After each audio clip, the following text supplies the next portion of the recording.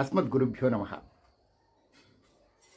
ప్రజ్ఞాపురాణం అనే ఒక అతి విశేషమైన కార్యక్రమం మనం కొనసాగిస్తూ ఉన్నాం.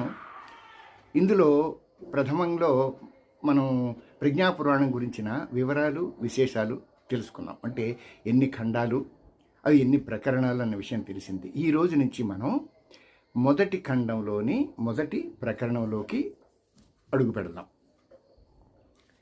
మొదటి ఖండం లోక కళ్యాణ జిజ్ఞాస ఖండము. ఇది మొదటి ప్రకరణం కూడాను అదే పేరు, లోక కళ్యాణ జిజ్ఞాస ప్రకరణం. ఇది పరమపూజ్య గురుదేవులు పండిట్ శ్రీరామ్ శర్మ ఆచార్య గారు ఏ విధంగా మొదలుపెట్టారంటే, నారద శ్రీకృష్ణ సంవాదము అనే ఒక సంభాషణ కార్యక్రమంతో పురాణాన్ని మొదలుపెట్టారు.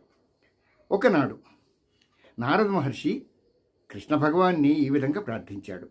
ఓ దేవా, ఈ కురీతియుక్త సమాజాన్ని నవనిర్మాణం కావించాలంటే ఏం చెయ్యాలి?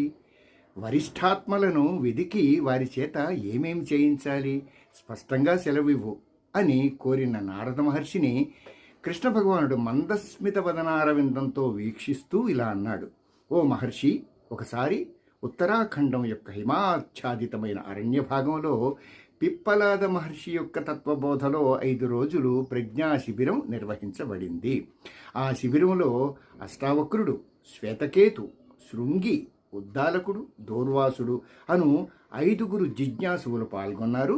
పిప్పలాద మహర్షి ఏ బ్రహ్మ విద్యాసారాన్ని వారి ముందు ఉంచడం జరిగిందో దానినే తిరిగి నీ ముందు ఉంచుతాను, ధ్యానమగ్నుడవై హృదయంలో నిలుపుకో అని ఆదేశిస్తాడు. అంటే ఈ విషయాన్ని మనం కూడాను ధ్యానమగ్నులమై హృదయంలో నిలుపుకోవాలనే నిర్దేశాన్ని మనకి గురుదేవులు అందించారు.